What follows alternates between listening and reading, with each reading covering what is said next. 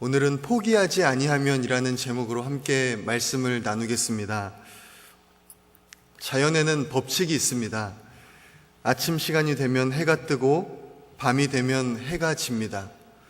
지구는 쉬지 않고 자전과 공전을 합니다. 봄이 오고 여름이 오고 가을이 온 후에 다시 겨울이 옵니다. 그리고 다시 봄은 옵니다. 저는 참 신기하게 생각하는 것이 있습니다. 그것은 겨울에 나무들이 정말 추운 날씨에 이제는 저 나무들이 틀림없이 죽었겠다라고 생각을 했는데 봄이 되면 다시 싹이 나는 것입니다. 자연 법칙 중에는 중력의 법칙도 있습니다. 우리는 높은 곳에서 뛰어내린다면 다칠 것입니다. 이것은 우리가 얼마나 많이 기도하는가와는 상관이 없는 그런 것입니다. 그리고 또한 자연 법칙 중에는 심고 거두는 법칙이 있습니다. 신기하게도 콩을 심으면 콩이 나고 팥을 심으면 팥이 납니다. 콩을 심었는데 팥이 나지 않고 꼭 콩이 나옵니다. 심는 대로 거두는 것입니다. 또한 어릴 때에 다들 이런 경험이 있으시겠지만 저는 학교에서 나눠준 씨앗을 화분에 심으면 몇 시간 후에 보면 싹이 안 나와 있고 또 몇 시간 후에 보면 여전히 싹이 나와 있지 않지만 나도 잊어버리고 며칠 후에 다시 보면 그 싹이 나와 있는 것을 보고 너무 신기했습니다. 이때 저는 씨앗을 심으면 당장은 나오는 것 같지 않지만 반드시 싹은 나온다는 것을 알게 되었습니다. 이것들은 모두 자연의 법칙입니다. 자연에도 법칙이 있는 것처럼 영적인 세계에도 법칙이 있습니다. 오늘 여러분들과 함께 나누기 원하는 그 영적인 법칙 중에 가장 대표적인 것은 바로 자연 세계에서도 제가 말씀드린 것 같이 심는 대로 거둔다 하는 것입니다. 오늘 본문 7절에서 8절 말씀을 같이 한번 읽어보겠습니다. 시작. 스스로 속이지 말라. 하나님은 없음 여김을 받지 아니하시나니 사람이 무엇으로 심든지 그대로 거두리라. 자기의 육체를 위하여 심는 자는 육체로부터 썩어질 것을 거두고 성령을 위하여 심는 자는 성령으로부터 영생을 거두리라. 7절 말씀을 보면 하나님은 사람이 무엇을 심든지 그대로 거두게 하시는 분이라고 말씀합니다. 또한 하나님은 업신여김을 받을 분이 아니라고 말씀을 합니다. 이것은 하나님께서 전지전능하시고 사람의 모든 행위와 감춰진 생각까지 아시기 때문에 하나님을 결코 속이거나 비웃을 수 없다는 것을 뜻합니다. 하나님은 사람의 환경이나 그가 가진 힘이나 외모가 아니라 우리의 마음의 중심을 보시는 분입니다. 그런데 그 하나님께서 모든 것을 다 알고 계시고 심지어는 우리 마음의 동기까지도 알고 계시는 그 하나님께서 우리가 심는 대로 거두게 하신다라고 말씀하고 있습니다. 그 하나님께서 거두게 하시는 것은 그렇다면 얼마나 정확한 것일까요? 우리가 자연에서 콩을 심으면 콩이 나고 팥을 심으면 꼭 팥이 나게 하시는 하나님께서 우리가 심는 것에 대해 얼마나 정확하게 거두게 하시겠습니까? 우리가 방금 읽은 8절 말씀과 같이 우리가 가진 것들, 우리의 재정과 에너지와 시간과 관심과 모든 마음을 육체를 위해 심는 자는 육체로부터 썩어질 것들만을 거두게 될 것이고 성령을 위하여 심는 자는 성령으로부터 영생을 얻게 될 것입니다. 이것이 바로 하나님의 약속이고 하나님의 법칙입니다. 이 심고 거두는 법칙에는 중요한 것이 있습니다. 그것은 바로 심지 않으면 거두지 못한다는 것입니다. 우리 오늘 시편 말씀 126편 5절과 6절 말씀을 같이 읽어보겠습니다. 시작. 눈물을 흘리며 씨를 뿌리는 자는 기쁨으로 거두리로다. 울며 씨를 뿌리러 나가는 자는 반드시 기쁨으로 그 곡식단을 가지고 돌아오리로다. 이 시편 126편이 쓰여진 배경은 이스라엘 민족이 바벨론 그 나라의 포로에서 다시 돌아왔을 때의 일입니다. 그들은 너무나 꿈에도 그리던 그 조국 예루살렘으로 돌아왔습니다. 그렇게 사모하던 그곳으로 조국으로 돌아왔는데 땅은 폐허가 되어 있고 삶의 기반은 무너져 있습니다. 예전에 그 위험이 있던 영광은 사라지고 그곳은 황무지와 같이 변해버렸습니다. 그들은 밭도 다시 갈아야 했을 것입니다. 땅에 심을 것은커녕 당연히 그들 지금 먹을 것도 충분하지 않았을 것입니다. 그럼에도 불구하고 이스라엘 사람들은 그런 상황 가운데서도 씨를 뿌립니다. 그들은 울면서 씨를 뿌립니다. 이스라엘의 재건을 소망하며 그리고 또한 다음 추수 때를 기약하며 씨를 뿌립니다. 이들은 밥을 달라고 울며 보채는 아이들을 보면서 그 씨앗을 심지 말고 먹어버릴까 생각도 했을 것입니다. 그러나 그들은 그러지 않았습니다. 그들은 그 아이들의 그 보채에도 불구하고 울면서 씨를 뿌립니다. 왜냐하면 씨를 뿌리지 않으면 거둘 수 없기 때문입니다. 또한 심으면 반드시 거둘 수 있다는 것을 그들은 믿었기 때문입니다. 그래서 그들은 눈물을 흘리며 울며 씨를 뿌립니다. 그렇게 울면서라도 씨를 뿌렸기 때문에 그들은 그 후에 기쁨으로 단을 거둘 수 있었을 것입니다. 그들은 단지 씨앗을 뿌렸지만 나중에는 곡식 단을 가지고 돌아올 수 있었을 것입니다. 심지 않으면 거둘 수 없습니다. 이것이 바로 하나님께서 만드신 법칙입니다. 충분한 기도가 없는데 하나님의 응답이 있을 수는 없는 것입니다. 또한 재정적으로는 하나님께서 말씀하신 11조의 기준을 지키지 않으면서 재정적인 번영을 기대할 수는 없는 것입니다. 우리가 심고 거두는 법칙에 대해서 말을 할 때 또 알아야 될 것이 있습니다. 그것은 심은 후에 거두기까지는 시간이 걸린다는 것입니다. 바로 열매가 맺히는 것이 아닙니다. 심지어는 싹조차도 보이지 않는 때가 있습니다.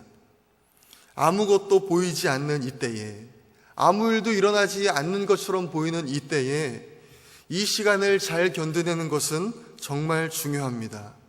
왜냐하면 이 시기에는 기도가 응답되지 않는 것처럼 느껴지고 모든 일에서 계속 실패하고 있다고 느껴짐으로 인해 우리가 낙심할 수 있기 때문에 그렇습니다. 이것은 다니엘에게도 일어난 일입니다. 다니엘은 하나님의 뜻을 구하며 간절히 기도했습니다.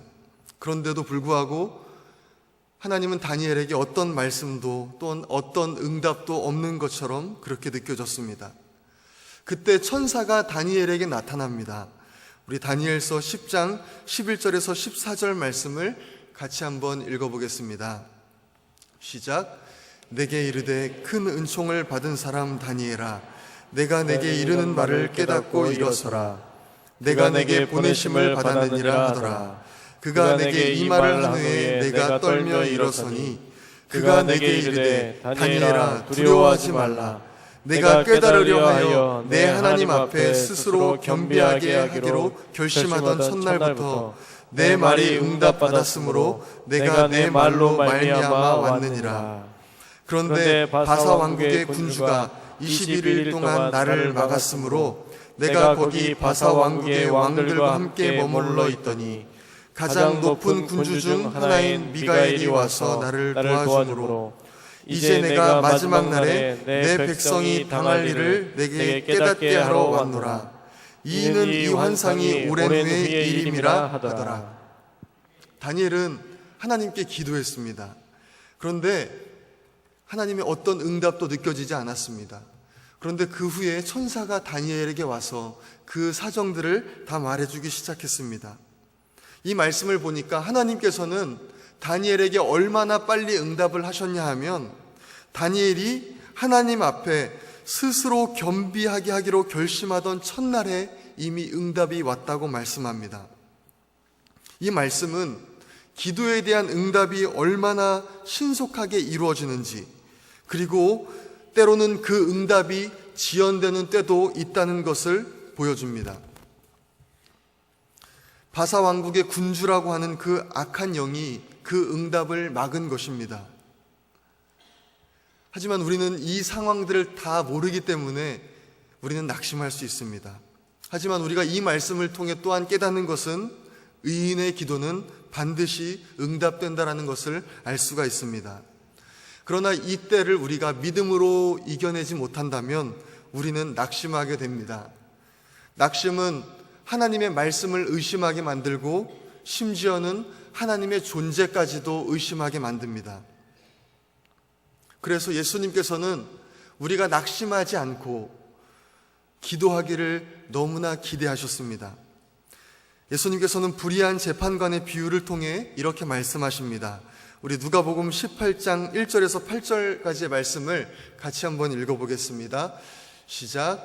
예수께서 그들에게 항상 기도하고 낙심하지 말아야 할 것을 비유로 말씀하여 이르시되 어떤 도시에 하나님을 두려워하지 않고 사람을 무시하는 한 재판장이 있는데 그 도시에 한 과부가 있어 자주 그에게 가서 내 원수에 대한 나의 원한을 풀어주소서 하되 그가 얼마 동안 듣지 아니하다가 후에 속으로 생각하되 내가 하나님을 두려워하지 않고 사람을 무시하나 이 과부가 나를 번거롭게 하니 내가 그 원한을 풀어주리라.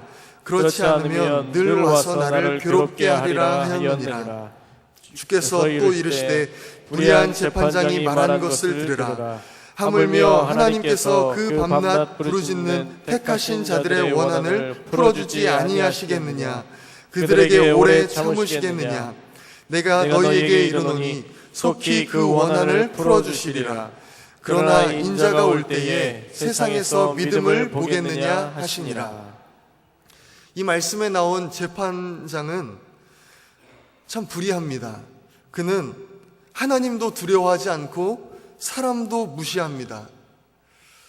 그런데 그 당시에 그런 재판관이 자기와는 아무런 상관도 없고 또 그 당시 가부장적인 사회에서 사회적 약자라고 여겨지는 과부가 밤낮 그에게 와서 부르짖으니 그 원한을 풀어주었다는 것입니다. 예수님께서는 이 말씀을 통해서 그 불의한 재판관이 정말 밤낮으로 원한을 말하는 그 과부의 원한을 풀어주었다면 하물며 우리 아버지 되신 하나님께서 그 밤낮 부르짖는 택하신 자들의 기도를 어찌 들어주지 않겠느냐, 그렇게 말씀하시면서 항상 기도하고 낙심하지 말아야 된다라고 말씀하시는 것입니다. 여러분, 하나님은 우리와 관계를 맺으실 때에 가볍게 또는 건성으로 그렇게 관계를 맺지 않으셨습니다. 하나님은 우리를 대하실 때 항상 전심을 다해서 대하십니다. 로마서 8장에 자기 아들을 아끼지 아니하시고 우리 모든 사람을 위하여 내주시니가 어찌 그 아들과 함께 모든 것을 우리에게 주지 아니하시겠느냐라고 말씀하신 것처럼 하나님은 우리에게 무엇을 아끼시는 분이 아니십니다. 하나님은 우리에게 당신의 가장 귀한 것을 주신 분입니다. 그런데 어떻게 그분께서 우리의 기도에 응답하지 않으시겠습니까? 사탄은 우리에게 낙심의 화살을 쏩니다. 사탄은 우리의 처한 상황과 환경을 바라보게 만들고 우리가 그것을 보며 주저앉고 다시 일어나지 않기를 원합니다. 그때 우리는 그 낙심될 만한 상황들을 인정하고 그대로 낙심하며 주저앉아 있는 것이 아니라 믿음의 방패를 들고 그것을 막아야 합니다.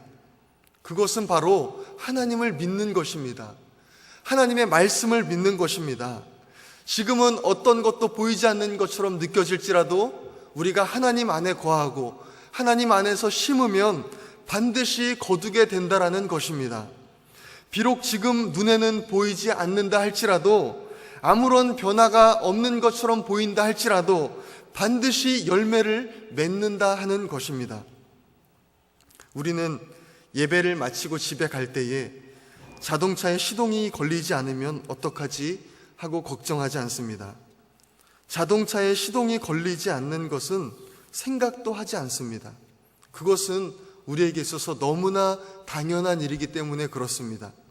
이와 같이 우리가 심으면 거둔다라는 그런 법칙은 우리에게 있어서 너무나 당연한 것이 되어야 합니다. 비록 지금 우리의 눈앞에 보이지 않는다 할지라도, 오히려 그 말씀과 전혀 반대처럼 돌아간다 할지라도 우리가 하나님 안에서 심으면 반드시 거두게 되는 것은 그 어떤 것보다 명확한 것입니다. 또한 우리는 이와 같이 아무런 열매가 없는 것처럼 보이는 이 시간을 통해 배우는 것이 있습니다. 바로 오직 하나님만 의지하게 되는 것입니다. 우리 고린도후서 1장 8절에서 9절 말씀을 같이 읽어보겠습니다. 시작. 형제들아, 우리가 아시아에서 당한 환난을 너희가 모르기를 원하지 아니하노니 힘에 겹도록 심한 고난을 당하여 살 소망까지 끊어지고 우리는 우리 자신이 사형 선고를 받은 줄 알았으니 이는 우리로 자기를 의지하지 말고 오직 죽은 자를 다시 살리시는 하나님만 의지하게 하심이라. 우리는 이런 때를 지나가게 됩니다. 그 어떤 것도 의지할 수 없는 때를 우리는 지나갑니다. 이 시기를 믿음으로 견디면서 우리는 하나님만 의지하는 것들을 배우게 됩니다. 하나님 아닌 그 어떤 것도 우리에게 진정한 도움이 되지 못한다는 것을 우리는 느끼게 됩니다. 오직 하나님만이 나를 도우실 수 있는 분이시다. 오직 하나님밖에 없다라는 것을 배우는 시간입니다. 또한 하나님이 하시면 그 어떤 것도 가능하다는 것을 배우는 시간입니다. 이 시기를 잘 지나가게 되면 그들은 놀랄만한 믿음을 갖게 됩니다. 상황은 여전히 바뀌지 않고 폭풍같이 휘몰아치는 그런 상황 가운데서도 담대하게 하나님을 의지하는 것입니다. 오히려 평안이 그들을 감싸는 것입니다. 사도행전 12장에서 베드로는 복음을 전하다가 감옥에 갇히게 됩니다. 12장을 보면 다음 날이 처형날인데 두 군인 틈에서 베드로가 쇠사슬에 묶여서 잠을 잔다고 합니다.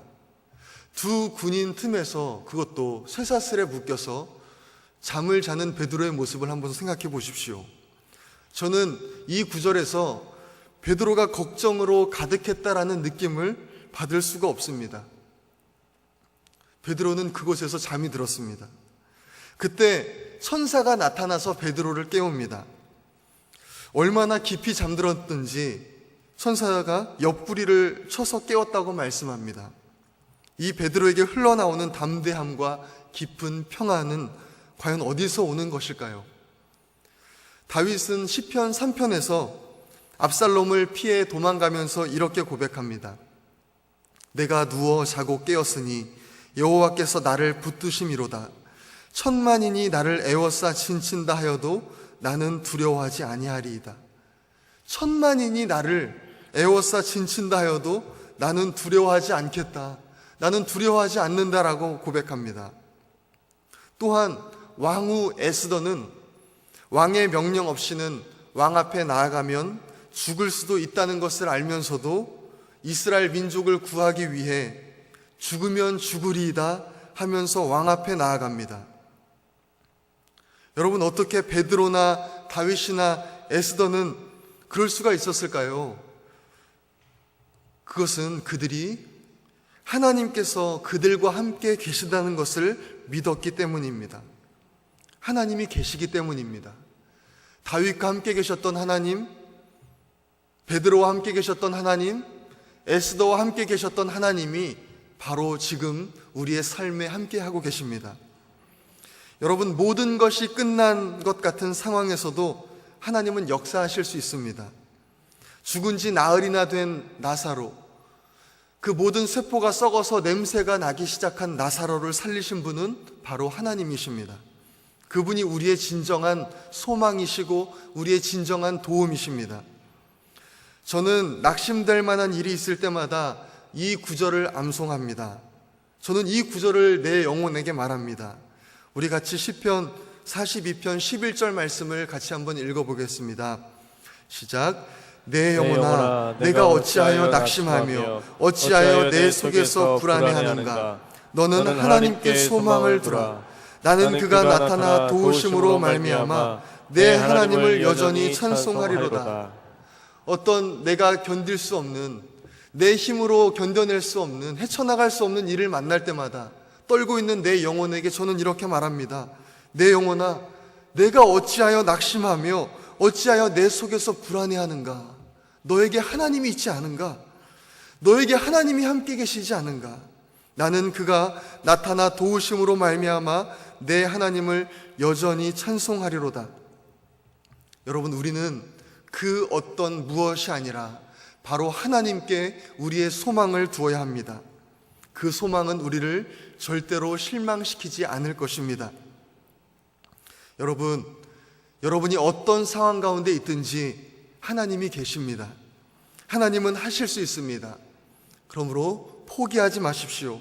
하나님께 한계는 없습니다. 하나님은 그 어떤 문제보다도 크십니다. 이런 찬양이 있습니다. 거친 파도 날 향해 와도 주와 함께 날아오르리. 폭풍 가운데 나의 영혼 잠잠하게 주를 보리라. 거친 파도가 나를 향해 와도 내가 그 파도에 휩쓸려 버리는 것이 아니라, 그 파도와 함께 잠수하는 것이 아니라 주님과 함께 날아오르는 것입니다. 폭풍 가운데 나의 영혼이 잠잠히 주님을 보는 것입니다. 뒤에는 이집트 군대가 쫓아오고 앞에는 바다가 가로막고 있는 것 같은 분이 계십니까? 낙심하지 말고 가만히 서서 하나님께서 어떻게 일하시는지 지켜보십시오. 출애굽을 한 모세와 이스라엘 민족에게도 그런 일이 있었습니다. 하나님께서는 홍해를 갈라서 길을 내신 것처럼 아무도 생각하지 못했던 그 바다를 반으로 나눠서 길을 내신 것처럼 아무도 생각하지 못한 방법으로 여러분의 길을 인도하실 것입니다. 여러분, 어두운 밤은 반드시 지나가고 동은 틉니다. 무슨 수를 쓴다 하더라도 해는 다시 뜹니다. 봄은 다시 옵니다. 여러분, 그러므로 여러분이 지금 어떤 상황 가운데 있든지 간에 힘을 내십시오. 하나님이 함께 하시면 됩니다. 하나님께서 함께 하시면 자연 법칙도 뛰어넘을 수 있습니다. 베드로가 물 위를 걸었던 것처럼, 예수님께서 폭풍우를 잠잠하게 하신 것처럼, 예수님과 제자들이 수많은 병자들을 고치신 것처럼 하나님께서 함께 하시면 비현실적인 일이 일어나는 것이 아니라 초현실적인 일이 일어나는 것입니다. 현실을 뛰어넘는 것입니다. 우리 오늘 본문 9절 말씀을 같이 한번 읽어보겠습니다. 시작. 우리가 선을 행하되 낙심하지 말지니 포기하지 아니하면 때가 이름에 거두리라. 여러분, 이 말씀에 나온 것처럼 낙심하지 마십시오. 낙심은 우리가 하나님의 말씀을 의심하게 만들고 또한 하나님의 존재까지도 의심하게 만듭니다. 지금은 비록 아무런 열매가 없는 것처럼 느껴질지라도, 오히려 상황이 안 좋은 것처럼 느껴질지라도 포기하지 아니하면 때가 이르면 반드시 거두게 될 것입니다. 그것이 하나님의 법칙입니다. 우리가 해야 될 일은 바로 포기하지 않는 것입니다. 여러분, 이번 주 금요일 날 토요일에 김장축제가 있습니다. 우리 각 여전도에서는 3분씩, 그리고 남전도에서는 1분씩 꼭 도와주시기를 바라고, 포기는 바로 그 김장축제를 할 때나 쓰는 말입니다. 여러분, 절대로 지금 상황을 보시고 낙심하거나 포기하지 마십시오. 하나님께서 함께 하시면 못할 일은 없습니다. 예수님께서도 할 수 있거든이 무슨 말이냐, 믿는 자에게는 능히 하지 못할 일이 없느니라 라고 말씀하셨습니다. 그러므로 예수님께서 오늘 말씀을 어떻게 결론을 내고 계십니까? 우리 10절 말씀을 같이 읽어보겠습니다. 시작. 그러므로 우리는 기회 있는 대로 모든 이에게 착한 일을 하되 더욱 믿음의 가정들에게 할지니라. 이렇게 말씀하시는 것입니다. 지금 상황과 환경을 보지 말고 더욱 하나님의 자녀답게 살라는 것입니다. 눈에 보이지 않아도 힘을 내서 하나님께서 기뻐하시는 일들을 하며 계속해서 믿음을 가지고 심으라는 것입니다. 우리 고린도전서 15장 58절 말씀도 같이 한번 읽어보겠습니다. 시작. 그러므로 내 사랑하는 형제들아, 견실하며 흔들리지 말고 항상 주의 일에 더욱 힘쓰는 자들이 되라. 이는 너희 수고가 주 안에서 헛되지 않은 줄 알미라. 견실하지 말고 흔들리지 말고 항상 주의 일에 더욱 힘쓰는 자들이 되라고 하십니다. 왜냐하면 우리 수고가 주님 안에서 헛되지 않기 때문입니다. 우리가 심고 있는 것이 반드시 열매를 맺게 되기 때문입니다. 여러분, 그러므로 낙심하지 마십시오. 또한 이 세상에서 썩어질 육체를 위해 심지 말고 영원한 생명을 위해 심으십시오. 우리의 수고는 헛되지 않고 하나님께 반드시 상을 얻게 될 것입니다. 여러분 한번 생각해 보십시오. 하나님께서 여러분의 어깨에 손을 올리시고 잘하였도다, 착하고 충성된 종아, 내가 힘든 상황에서도 포기하지 않고 계속 하나님의 일을 하였구나, 칭찬하시고 상을 주실 것입니다. 여러분, 우리에게는 세상 사람들이 알 수 없는 변수가 있습니다. 바로 하나님입니다. 그 변수는 너무나도 커서 모든 상황을 바꿔버릴 수가 있습니다. 만약에 여러분들이 숫자로 쳤을 때에 1도 못한 사람이라고 한번 가정해 보겠습니다. 만약에 여러분들이 0.01과 같은 그런 사람이라고 생각해 보겠습니다. 여러분이 만약에 그런 사람일지라도 무한대의 변수이신 하나님께서 여러분에게 곱해진다면 우리는 무한대가 됩니다. 여러분이 100이든 1이든 0.01이든 상관없습니다. 하나님께 곱해지는 사람은 바로 모두 무한대가 됩니다. 그러므로 여러분의 0.01에 초점을 맞추지 말고 여러분을 부르신 하나님께 초점을 맞추십시오.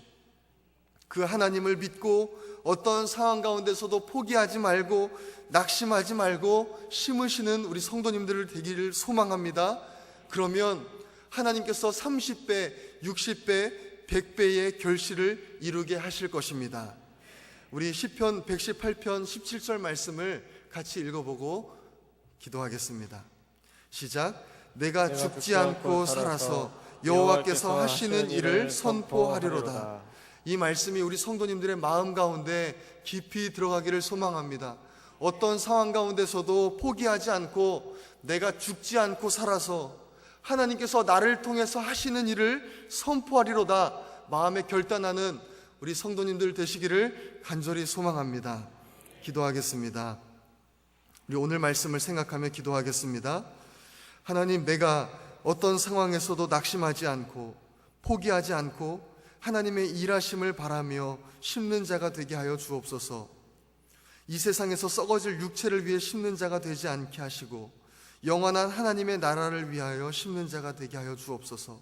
그래서 심는 대로 거두게 하시는 하나님의 능력과 역사를 보게 하여 주시옵소서.